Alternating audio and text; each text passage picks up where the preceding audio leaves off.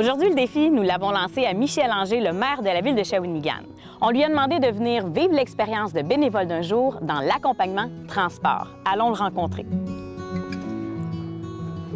Bonjour, Madame Mathieu. Encore une fois, au rendez-vous, à l'heure, comme c'est votre habitude.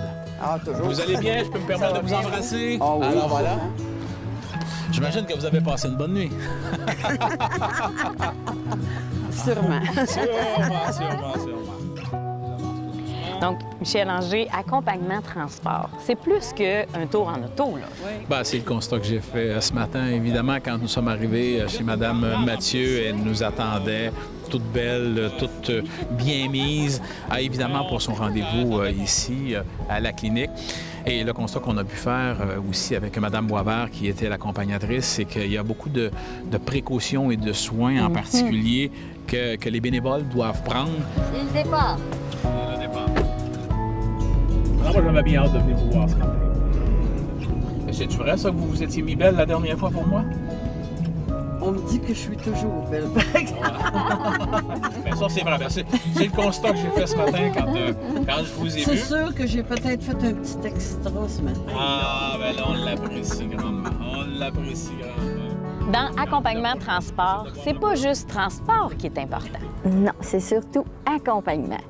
Pour vraiment accompagner la personne, rester avec elle tout le temps quand ça en va à son transport. Elle arrive en clinique, on va la reconduire au bureau du docteur, elle rentre. Ensuite, on la raccompagne chez elle.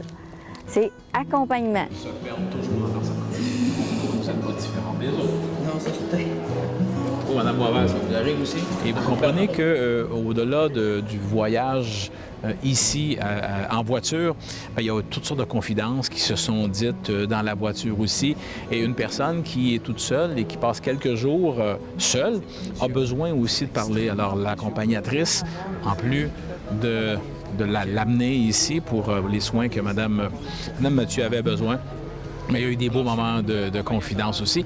Et c'est là que je constate combien c'est précieux. Et pour l'une et pour l'autre. D'accompagner Mme Mathieu ce matin. Parfait, c'est bon. Oui, c'est surtout de l'écoute. C'est sûr que parfois, les transports sont quand même assez longs. On a le temps de jaser un peu avec la personne. Il y a des gens qui sont seuls. Ils ont besoin de parler puis de se confier. Puis nous, on les connaît pas tellement. On dirait que c'est comme une oreille passagère, là, puis ça leur fait du bien. On y va tout doucement. Comme ça. Excellent, comme ça. On a beau connaître le Centre d'action bénévole à travers les galas, les activités, la reconnaissance, mais quand on est ici sur le terrain et on accompagne, on voit toute l'importance que le Centre d'action bénévole peut avoir. Et au-delà de toute cette importance-là, bien, on peut se rappeler qu'un jour, ça sera notre tour. Un jour, nous aussi, nous aurons probablement ce genre de besoin. Alors, j'ose espérer que le Centre d'action bénévole va poursuivre son travail, sa mission, si je peux le dire de cette façon-là, encore de nombreuses années. Merci. Plaisir. Merci C'est un beaucoup, plaisir. Anger. Vous êtes Je vous embrasse. Puis bonne chance pour la suite des choses. Puis ça m'a permis de voir un peu plus, un peu mieux l'importance comme telle des bénévoles.